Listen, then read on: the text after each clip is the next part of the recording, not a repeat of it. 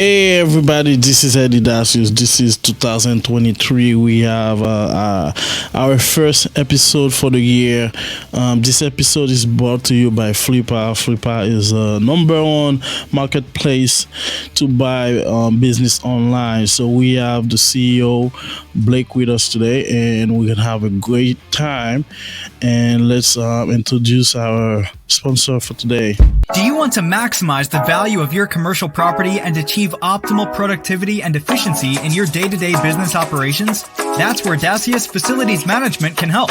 DFM offers Boston area businesses help in key areas like building and preventive maintenance, handyman services, project and vendor management, and even security consulting at competitive rates. Call Dacius Facilities Management now at 617-237-0106 or visit daciusfm.com today.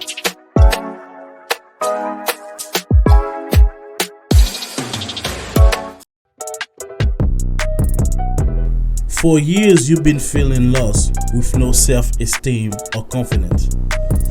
Deep inside, you know you can do better than what you see in the mirror. With the E-core Fitness program, you can uncover your strength, energy, and power and your sense of self-worth. The coaches are dedicated to help every individual reach their goal. Call them now, 781-780-5577, or sign up online at eatallfitness.com. Is the number one marketplace to buy and sell online businesses. Flippa.com. If you want to sell your business, if you want to buy businesses, if you want to buy app, if you want to sell app, this is where you need to go. Flippa.com. We have Blake with us. Flippa.com. Thank you for sponsoring this podcast. Yes, that is FM, and we also have Flippa.com. This is the number one marketplace to get any business online. All right, like I said, we promise you we're gonna have a great show. We have our guest with us today. This is Blake. Blake, how are you doing today? Good, thank you, Eddie. Thanks very much for having me on the show. It's good to be here. All right, so we have a special. This is our podcast. Podcast for us is to know Blake, and like your shirt said, making millionaires. So, what can you tell us about you, Blake? Well, first of all, thanks for having me on the show again. Yeah, I'm very privileged to lead our global team. I'm the CEO at Flippa. And Flippa represents business owners all over the world. They're digital business owners. As you said, we're a marketplace to buy and sell online businesses. So I lead our global team, and that global team is responsible for building our platform, which helps business owners sell their businesses, as well as it helps buyers to buy those businesses. And we have a technology team, we have a customer support team, we have a marketplace integrity team. We, of course, have a sales and marketing team spread throughout the world. Our biggest markets are the US and the UK, but we are truly global. We have a global community. No, that's good to hear. So let's dive a little bit about yourself, and like we like to, it's about you. So that's like that's a glance our audience. Anybody who used to buy or you actually a Flippa member, or they using Flippa for their business, they're gonna know this side of you. So can you share 3 most challenging events in your life, and how did they challenge you? Yeah, I mean, I think the first one I would share relates to my experience being a founder of a startup, and that not going so well, Eddie. So I ran that business for 5.5 years. We took on venture capital. Obviously, we had our staff base, and so therefore you have responsibility to your staff base. You have your family and friends and responsibilities you have to those people. So that would be number one, and that didn't go so well. We ended up having to exit that business. And actually, it's a funny story because that's how I got to know Flippa the very first time. So back in 2015, I tried to sell that business on Flippa. So that would be challenge number one. I think challenge number two would just relate to a very simple one back when I was a lot younger of moving to the US from Australia. And it's, not as big a challenge as many people would face, but obviously when you move overseas as someone young, you're very impressionable. You want to be successful in a new land with new challenges. And so that would be number two. And I've got no doubt that lots of people can resonate with that being a challenge, albeit also very exciting. You're right. Like that. And I think the third challenge, I obviously take my career very seriously. So the third challenge probably relates to my current role as the CEO of Flippa and trying to build a global marketplace. It's difficult. You've got staff all over the world. They're reliant on a pay and a salary. Then you've got shareholders and they want you to build a great big business for them. And then, of course, you've got your customers all over the world and they expect outstanding value. So I actually find that to be a substantial challenge, Eddie. No, and I agree with you because I'm a business owner too. It's very challenging to make sure you grow your business, keep your staff happy, create that sense of security, and then the quality service for your customers. So that's definitely it. So let's go to your background. So let's go to early age. How was it for you growing up? Yeah, look, I must admit I was pretty privileged in the sense that I grew up in Melbourne, Australia. You can hear my very big Australian accent, Eddie. So I was very privileged to grow up in Melbourne, and we often say that if you get to grow up in Melbourne, you've already won the lotto, right? Because it's a safe place to grow up. It's a clean place to grow up. The quality of education is good. Education is affordable. Healthcare's affordable, if not free. So that I started out here in Melbourne, Australia. I've traveled a lot and experienced a lot. So starting my own business was probably one of the most substantial memories I have as a young man, but from a childhood standpoint, I think my most favorite memory is really just the family holidays. Wow! Today in Melbourne, Eddie, it's going to be 37 degrees Celsius, which is about 110 degrees, right? So I remember those memories of hot Australian summer days with the family, and that gives you, those great memories give you the confidence to grow into positive role models for your own kids or positive role models for the community. And so, I think that my favorite childhood memories relate to family holidays. And thank you for sharing. We always appreciate our guests when they really take us back to their upbringing, and hearing this make it feel like you had a great childhood. Yeah, I think probably my favorite memory is, I love experiencing new people and new places. So I think it was really the first time I ever went overseas on an aeroplane, right? That was my favorite memory. And we went from here in Australia to Hawaii, and it, wasn't. Oh, wow. It's not a crazy distance. Well, it's a pretty crazy distance, actually. It's not a crazy culture shock. And it's probably a trip that, lots of people had done, but as a kid, getting on an airplane, flying a long haul, getting off the other side, on the other side of the world in the northern hemisphere, and it's experiencing a new community of people for the very first time. I would have to say that changed a lot for me. It made me appreciate other places, other cultures, other people. So that insatiable appetite for travel has never changed as a result. Did you remember where you stayed? Which island you stayed at? We went to two islands. We went to Oahu and to Maui. Oh man, Maui's so I went to Maui for my honeymoon, and that was a blast. That was a blast. So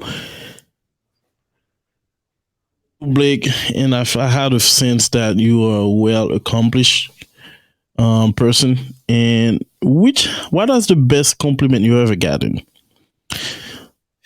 Yeah, so the best compliment I've ever gotten relates to me being a leader and people appreciating me as a leader. And so the compliment was I was running a very fast-growing business. We were doing $3 to $350 million in revenue.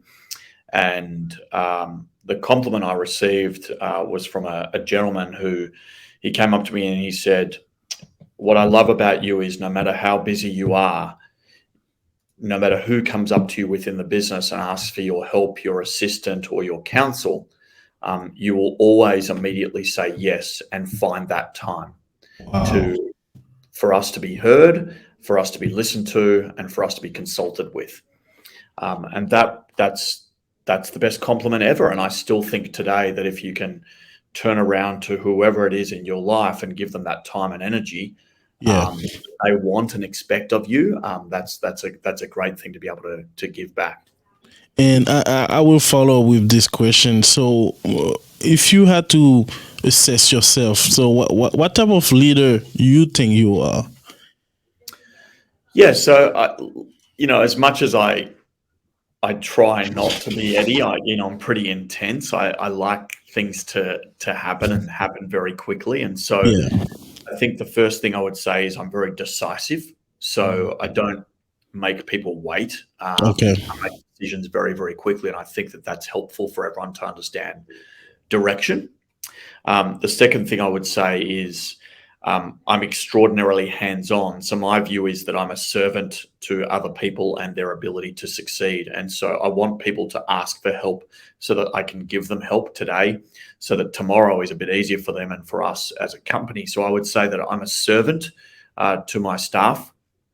And the third thing I would say is, I'm never, ever comfortable as a leader. And so what that means is I have anxiety to me around how we get better all the time. And so I have an expectation that people perform. Makes sense.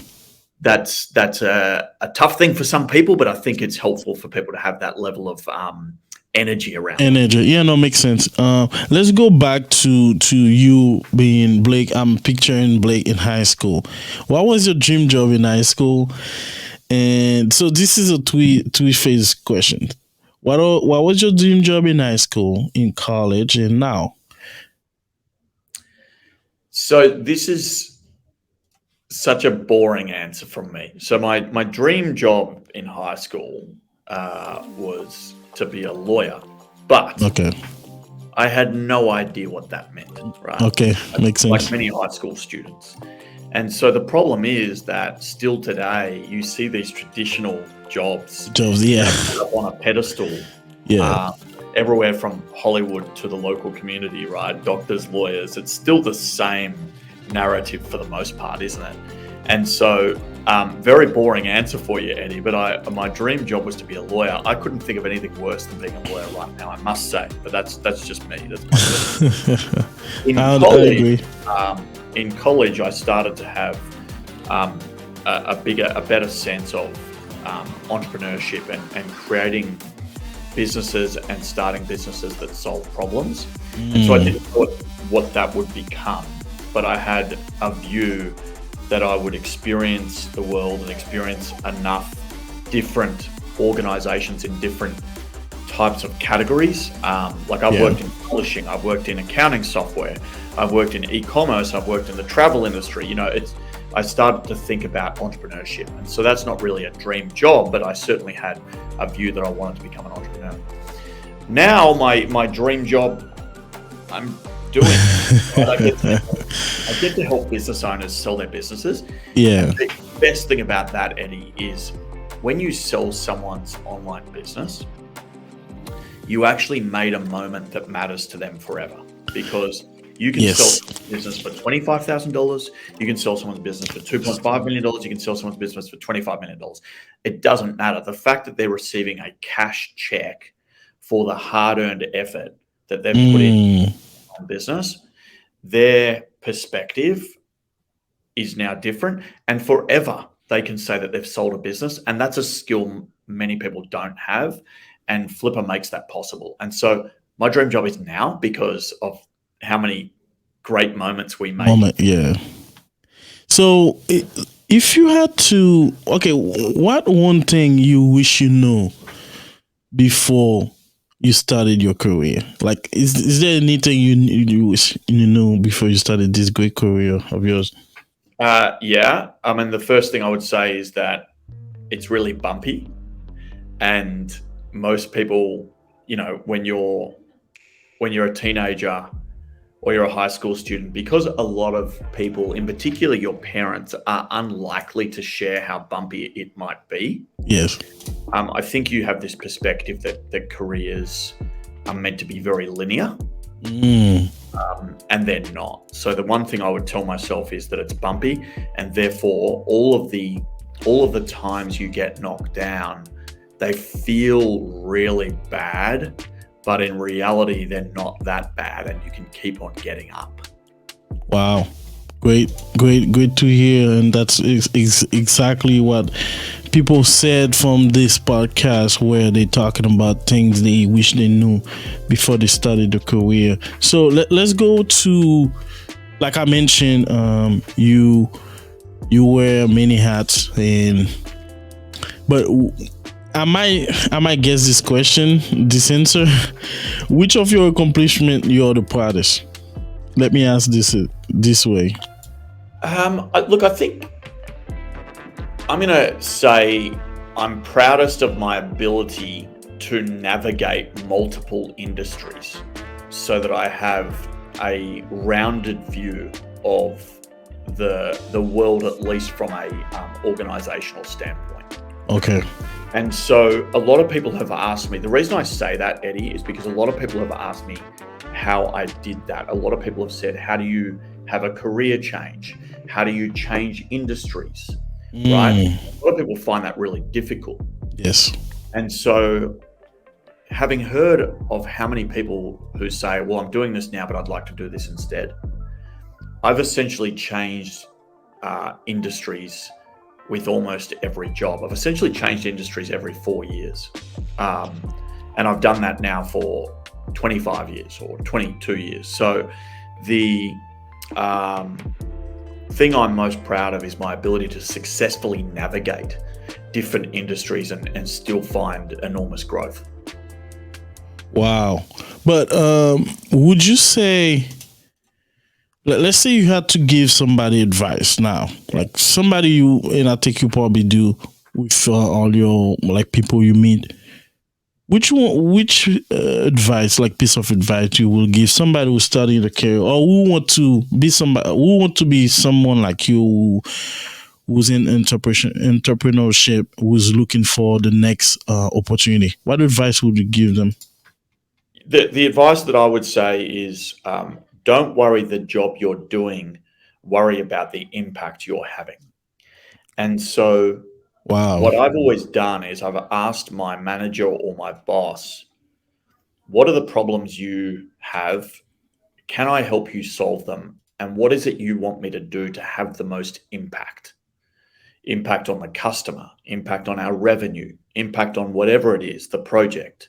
And so if you can orientate the way you work to impact, then you will tend to find that you are the first person people think about when they think about new opportunities, when they think about new projects, when they think about promotions, when they think about pay rises.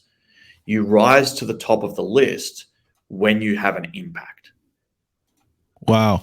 Let me challenge you on this. Yes. Why is impact is so important? Impact is so important in business because most businesses will live and die by their revenue and their profit performance. And so in businesses, there are actually lots of projects, lots of interesting things going on that won't always have a direct correlation to business performance and impact. Okay.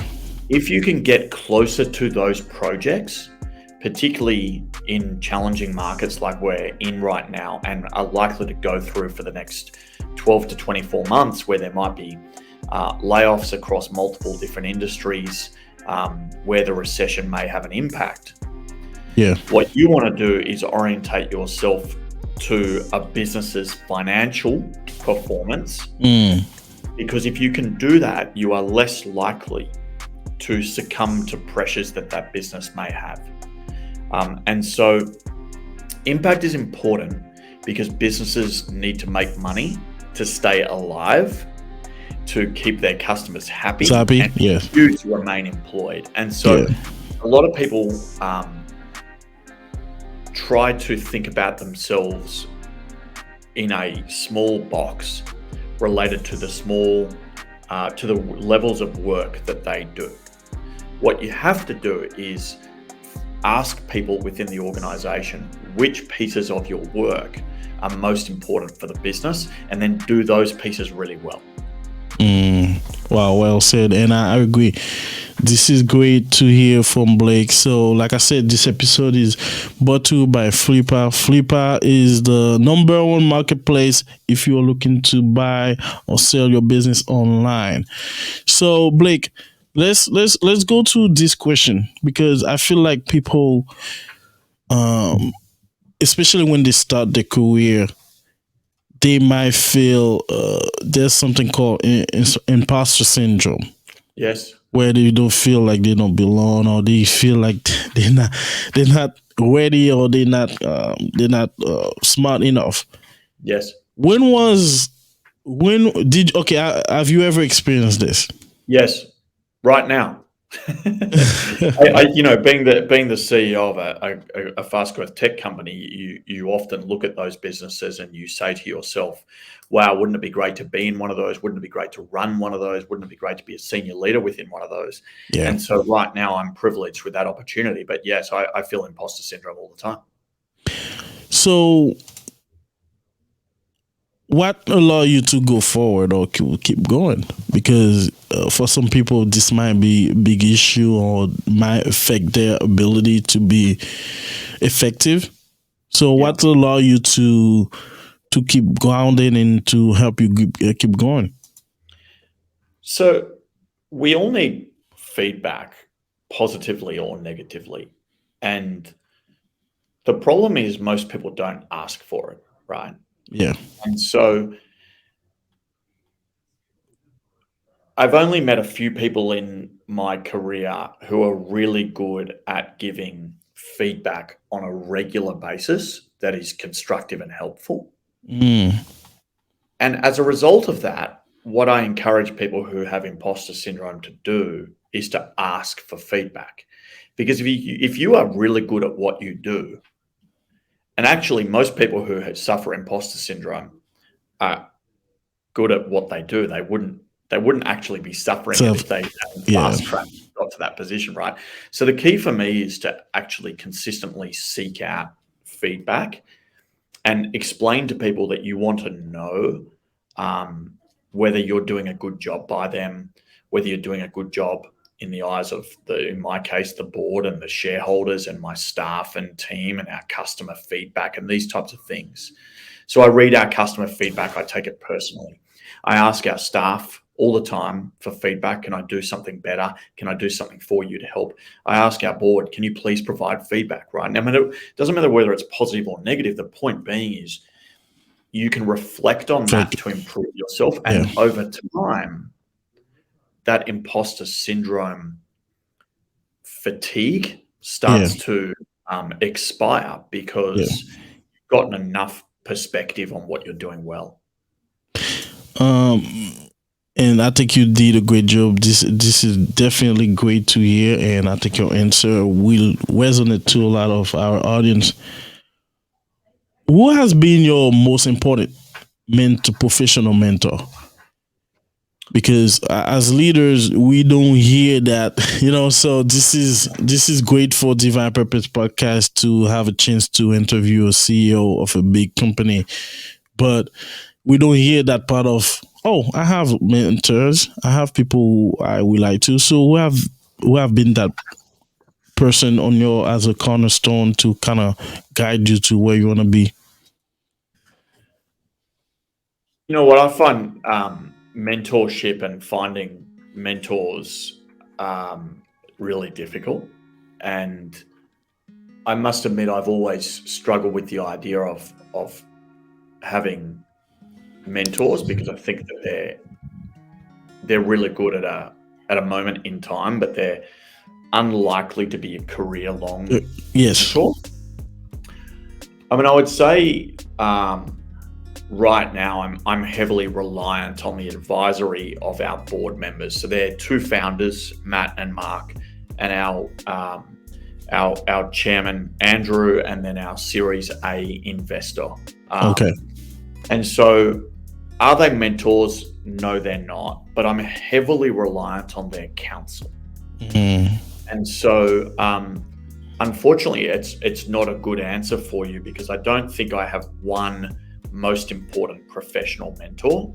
I think at certain stages in my career, I've been reliant on different people and their advice. And so my first boss out of university or college was really important. Now, he wouldn't have seen himself as a mentor. He would have seen himself as my boss. But the reality is, he was positive. He was constructive. He gave me important work. He explained the importance of that work. And so I think that when you think about a professional mentor, it actually comes down to their ability to communicate what you need at any given time. And so if you're looking for a mentor out there, find someone who's going to actively invest time and energy, because sometimes you knock on the door and you ask for a mentor. They might be outstanding, but they're not great at spending time with you in your context. So what I would encourage people to do is find someone who actually understands their context and is willing to invest that time with them and have active conversations, because otherwise you're always trying to draw out from your mentor, and it needs to be more two-way. Wow. I think you kind of did a great job by going into this length, and this is kind of feedback for me to review, because now talking to a CEO, you have to make sure that level of mentorship, it might not be applicable. So how important is it for you, Blake, to succeed? Because the reason I like to ask this question, and I think you relate to it when you said, as a leader, you don't feel settled. You always not under pressure, but you always want the next challenge. How important for you it's like success? Very. I find it really hard to define success, as I'm sure lots of people do. But it's very important to me. I'm driven by the pursuit of success. Now, as I said, I don't know what that looks like in a perfect world, but success for me right now is consistent year-on-year growth for the company I run. So I'm obsessed by driving 100% year-on-year growth every year, and that obsession drives me to get better all the time. So you have to decide what you think success looks like. So success can be getting a particular job. The problem with that is, or running a business of a certain size. The problem with it is, if you actually pursue success in the first place, you'll kind of never be satisfied, right? So as soon as you get that job, as soon as you make that amount of money, as soon as you buy that house, as soon as you get that car, as soon as you buy that t-shirt, whatever it might be, you tend to have a wanton desire to do something else. And it can be really humble. Like, that's the greatest thing about it, right? It can be, success can be extraordinarily humble, but if you pursue success, regardless of what form it comes in, inevitably, once you've achieved, you'll end up wanting to achieve something more and something else. And this is great. We get into our mark for break. So we're going to have a break with Blake. Thank you for the time, but we'll come back with Blake for more on Flippa. Flippa, let's check out Flippa.com. That's the #1 marketplace to buy and sell online businesses. is the number one marketplace to buy and sell online businesses. Flippa.com. If you want to sell your business, if you want to buy businesses, if you want to buy app, if you want to sell app, this is where you need to go. Flippa.com. We have Blake with us. Flippa.com. Thank you for sponsoring this podcast. For years, you've been feeling lost with no self-esteem or confidence. Deep inside, you know you can do better than what you see in the mirror. With the E-Core Fitness program, you can uncover your strength, energy, and power, and your sense of self-worth. The coaches are dedicated to help every individual reach their goal. Call them now, 781-780-5577, or sign up online at eatallfitness.com. Like I said, we're very excited to have Blake, and we're back to more questions. So now we're gonna be dedicating this last half hour to Flippa. All right, so you're gonna take us, or you have the mic. You take us wherever you want to be in terms of telling us about Flippa, all that started. And I think you just mentioned you sell a few business on Flippa, right? So I've sold one business on Flippa. Yes, I have. Yes. That's not as impressive as some people who have sold 10 and 20 and 30. But yes, I've sold one. Oh, wow. That's great. So let's go with why Flippa and how did this started? Yeah, so it's really interesting. 13 years ago, there was a small community called SitePoint. Yeah. And SitePoint was a community of developers, engineers, entrepreneurs, and they were essentially learning to code and exchanging code. So code being the code that you use to build a website or a technology. Yeah. And what the founders noticed is that the community was actually in a forum talking to each other and actually exchanging ideas and trading assets. And they were doing that without infrastructure. And so they created Flippa to service a need. So initially it just became an area of the community, and then it spun out into a standalone business called Flippa. And so in the beginning, people were trading digital assets, and they were inexpensive digital assets. So they were templates, code bases, small apps and blogs and things like that. But of course, 13 years ago, the digital ecosystem wasn't as big and as exciting as it is right now. So over time, Flippa's platform has evolved into servicing businesses as big as $50 million, as high as $50 million. And so things have changed a lot. But yes, it started from very humble beginnings. And often a lot of great business stories come out of communities who ask you for things. And Flippa is an example of that. So, and this is what people can see if they go on Flippa.com. This is a great website, and I think people will find a way into investing. But how did you change the vision, or maybe take Flippa to what they were in the beginning to what they are now? Or was what was the transition look like? Yeah, that's a really important question. I would say that Flippa was a really great technology company, but it wasn't a great customer first company. So we had a technology, we had a platform, we had a community that used that. But there wasn't really anyone to help you do what you wanted to do on the platform. And so first thing I did was try to understand what customers were trying to achieve. Now that sounds obvious. People who are looking to sell their online businesses, they're looking to sell. People who are buying online businesses are looking to buy. But really, when you get down to it's a lot more complex than that, right? People are actually looking to get a valuation initially and understand whether their business is actually worth what they think it's worth. Yeah. They're looking to for the process to be made simple, because selling a business is hard and foreign to people. So they're looking for ways in which to streamline that process. And so we started to build data connection into our business. So you can connect your Google Analytics or your Shopify account. You can connect your AdMob account or anything, Shopify, etc. So that makes it a lot easier. Buyers, on the other hand, were looking to understand that a business was good quality or not. So come up with a quality score. We started to verify the assets.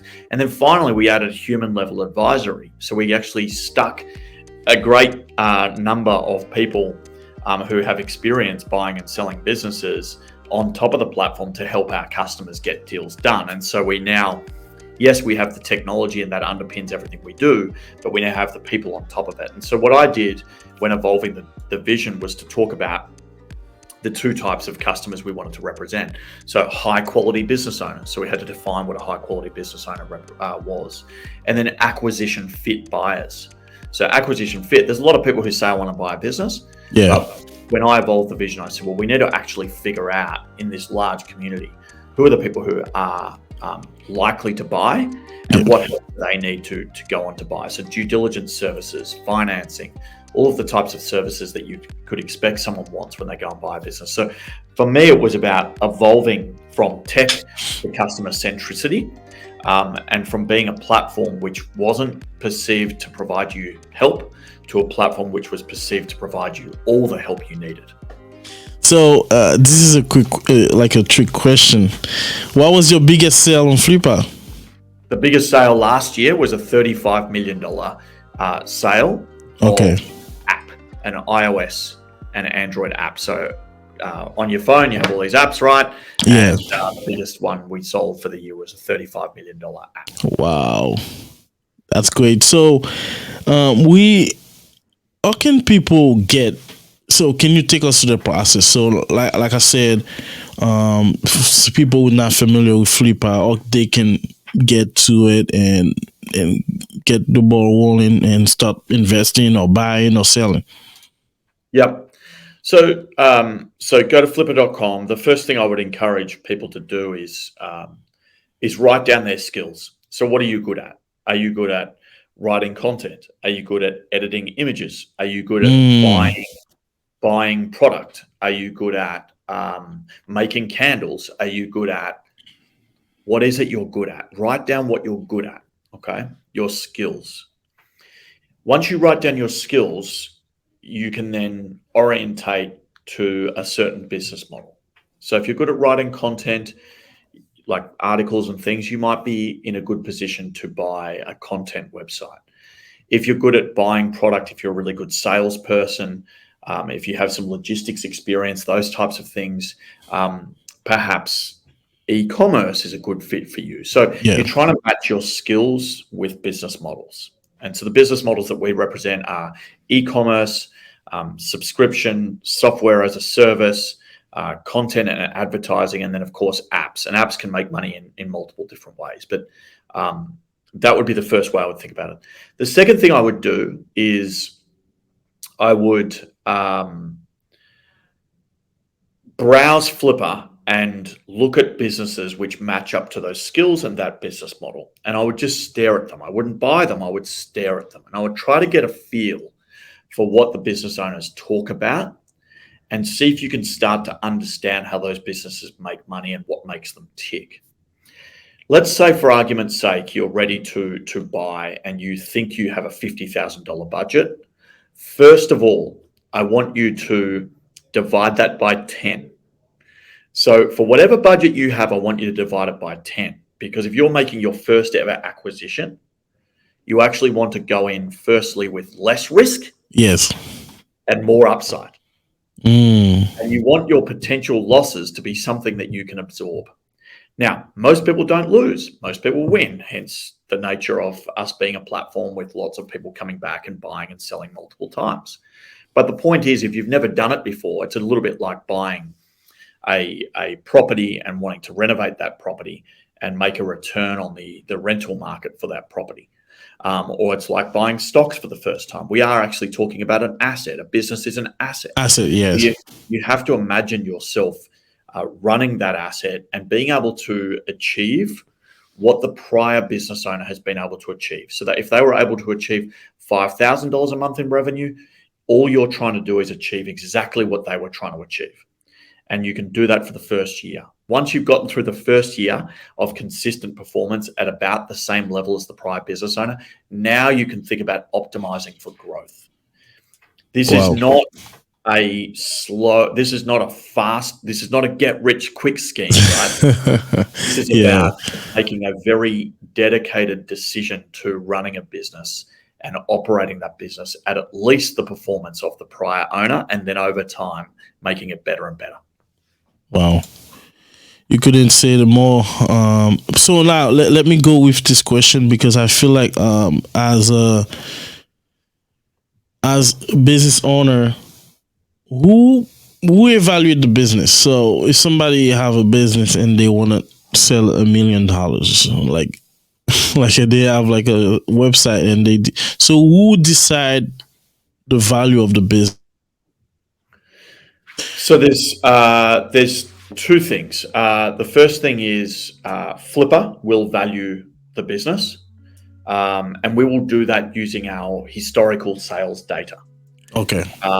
And so we have lots of sales history, so we can take that sales history a bit like in the real estate market, and we can then give you that to inform the valuation of your business. And most people will use that as a guide. But the business owner ultimately decides within our guidelines what they want to price their business at. And then, to answer your question, who decides the ultimate value of the business? Buyers decide the ultimate value of the business. Okay. You may think your business is worth $100,000. But if the market is saying it's worth $120,000, or the market is saying it's worth $90,000, the buying base on Flippa will tell you, because we have a huge buying community. They have a lot of history doing this. And ultimately, your business is dependent on its revenue performance, its profit performance, its opportunities, and then whether a buyer imagined themselves buying your business and achieving what they set out to achieve. And so a lot of people will say, well, my business got all these different opportunities in it, and therefore it could be really big. Well, you can't value that. You can't value the probability of being really big. That's for startups to do. Yeah. The startups can sell a big vision with a massive target addressable market and crazy amounts of opportunity, and convince someone to invest in its long-term opportunity. Okay. But as a buyer of a business, I want it to perform today, okay? Because I want a return on my investment. So the critical thing is a buyer will pay for performance.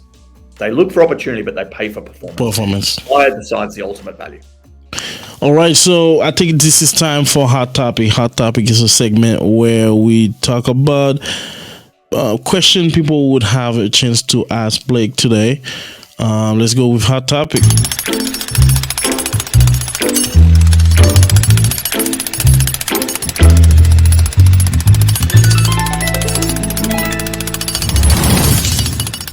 All right, Hot Topics with Blake, the CEO of Flippa. So Blake, how long does it take for me to get my money?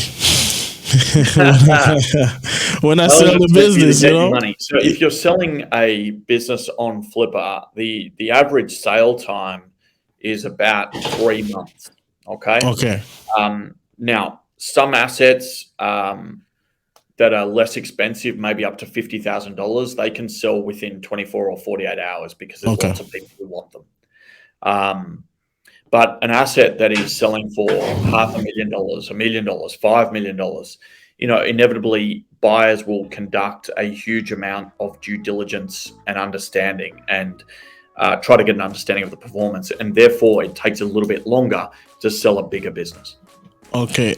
So who are the number one competitor to Flippa? Yeah, there's lots of places. We won't mention them because I don't. No. You don't. No, you don't have to give them free. No, it makes sense. It makes sense. But there's lots of. Let me ask this question. You can now buy and sell businesses, but I think that the most important thing is does the company you're choosing to work with have the technology and the advisory skill to give you the best possible chance of selling in the fastest possible time for the highest amount of money? And then once they achieve that for you, is what they are asking for in return reasonable? And so what Flippa says is, the facts are we have more buyers than anyone else. We can match you to those buyers faster, and we can do all of that and ultimately sell your business for the price you want at a reasonable price. And so we take a success fee when you sell, so it's a contingent-based pricing model. But of course, there's lots of places you can sell online businesses for sure.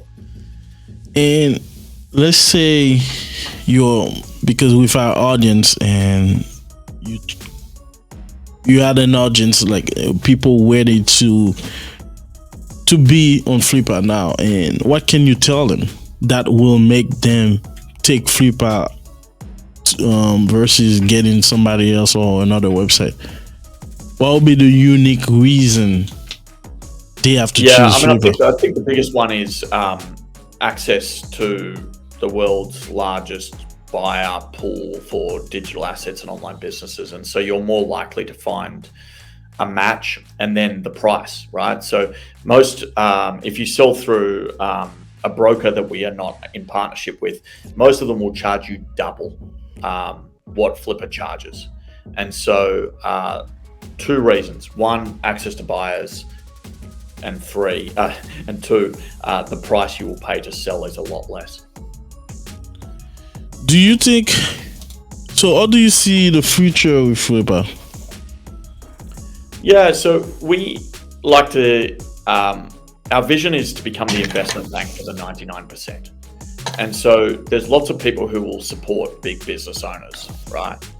We see them all over the web. We see them on the front of magazine covers. They don't need more help, right?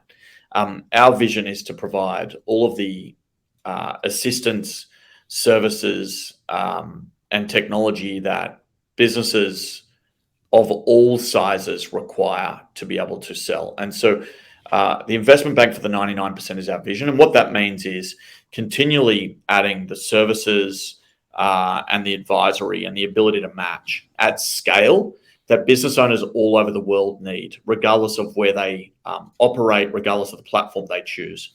And so what we see is a frictionless environment that basically makes buying and selling businesses as easy as buying and selling a car or a house. Okay.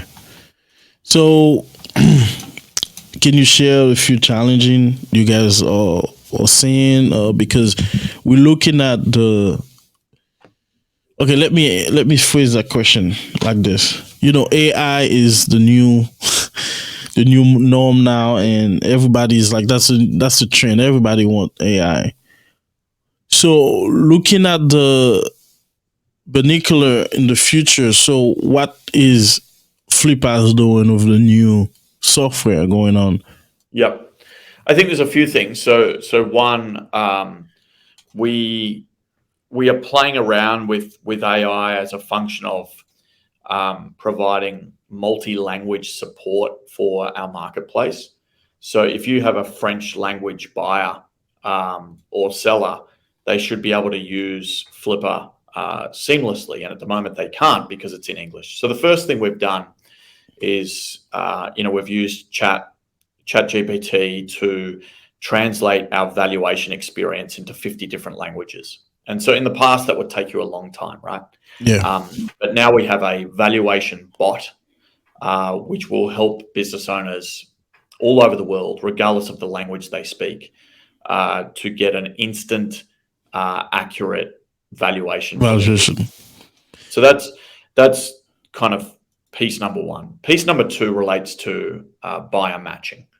So we have so many buyers coming into Flippa, and they're looking at so many different things. They're buying so many different things. Their characteristics are all unique. And so what we're investing in right now is what we call, AI or programmatic matching. Yeah. So the ability to match a seller with a buyer without having to have any human influence. based on our software's ability to predict what they might like. So that's where we're starting out. It really relates to valuations and matching. And that sounds great, and that's showing to our audience that Flippa is involving and looking for the future too.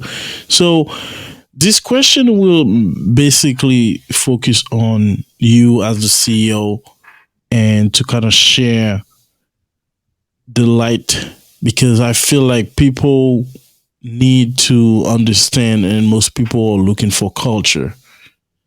What is the culture of Flippa? Yeah, it's a great question. So what we often start with is very smart, very nice people. And so we're humble. So everyone who we recruit, it's a minimum level expectation that you are smart, that you are hardworking, that you want to have an impact, okay?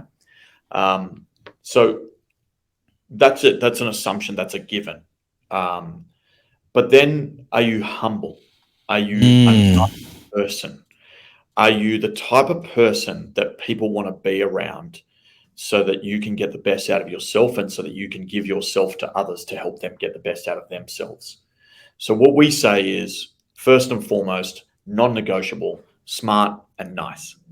The third thing we orientate to is impact focus. So we spoke about this, right? And that is your ability to speak up whenever you want, to say, is what I'm working on having the most amount of impact for our users, for our customers? And so therefore we're a culture that collaborates, that speaks up and decides collectively whether it's the right thing to work on. And hopefully that gives you a sense of the culture. And well said. And that was great to hear, because I feel like if vision or value of a company is clear, that can attract people.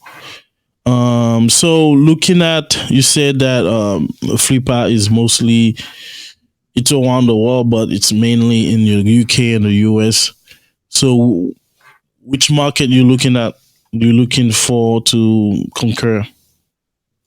Yeah, great question. I mean, clearly the US and the UK are very substantial for us, and we'll continue to invest there. I think Europe is the market where we're likely to expand into next, with our ability to find the types of people who we think will fit the Flippa culture and can join us to do work. We also know that there's certain markets that have come to Flippa, but they haven't necessarily had the support they want. So we found that European markets like Spain, France, Italy, Germany, Estonia, places like this have come to Flippa for a very long time. And so we're orientating to where our community is already voting in numbers to have the support. And so we're going to add some advisory talent, some broker talent in the European market next. Wow, that was well said, Blake. We really appreciate. Blake is the CEO of Flippa, and we had a great chance to have him today. Is there a question you wish I asked you today? Not really. It was pretty comprehensive, Eddie. I thank you so much for having me on the show. If anyone's looking to find me, you can get me on LinkedIn. I love connecting with people. Ask me any question you want. But no, Eddie, I think it was very comprehensive. All right. So last word for you, Blake. Thanks again. Come to flippa.com, get a valuation. You can see it there. It's very easy. Browse all the listings, learn a lot from what people are selling and buying, and that's the best way to get started. Don't jump in too quick. Get excited. Understand your skills and what you can add to a business before you might buy one. But reach out, and I'm here to help.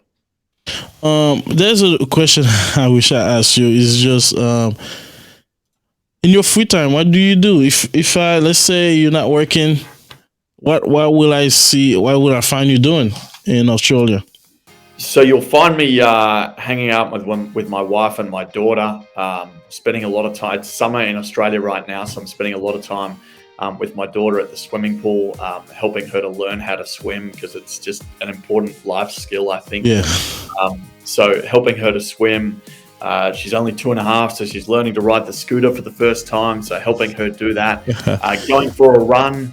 playing a little bit of golf if I can find some time to get out on the course. I'm a very bad golfer, but I think it's one of the great sports for mental health because it's so difficult that your mind is completely focused on hitting the ball each time and doing that well, that it gets your mind out of the gutter and out of anything else it's working on. So yeah, a bit of golf and mostly time with my wife and daughter. Any favorite book, favorite movies you will share with us? You know what I watched the other day? I don't think it's a feel-good movie, but I think there's a lot of great life lessons in it. There's a movie called Swimmers or The Swimmers, and it's about two young girls who are very, very capable swimmers who make their way from war-torn Serbia into Greece and onto Germany. And it's a really, really, firstly gut-wrenching, but then heartwarming tale of how important resilience is in your life. So if you haven't seen that, it's called The Swimmers. The Swimmers. We'll check it out. Somebody's looking to work with Flippa. Is there anywhere they can find a job to be part of the Flippa community? Yeah. Go to flippa.com. On the bottom of our webpage there, you'll see our About page and our Careers page. Check it out. We're hiring for a team in our Austin office, Austin, Texas, hiring for people in Melbourne, Australia, and hiring for people in Europe as well. So the first point of reference is our Careers page. All right, so Blake, appreciate it, and I think we had a great time today with you. This is Divine Purpose Podcast. We had Blake with us today on CEO of Flippa, Flippa.com. If you wanna, that's the number one marketplace to sell and buy your business. This is great, and we really had a great time. Thank you, Blake, for your time. And I know it's morning, right? But it's 10 a.m. here, and it must be 6 p.m. or 7 p.m. where you are. So yeah. So thanks for being with me late your time. No problem. Appreciate it. Thank you.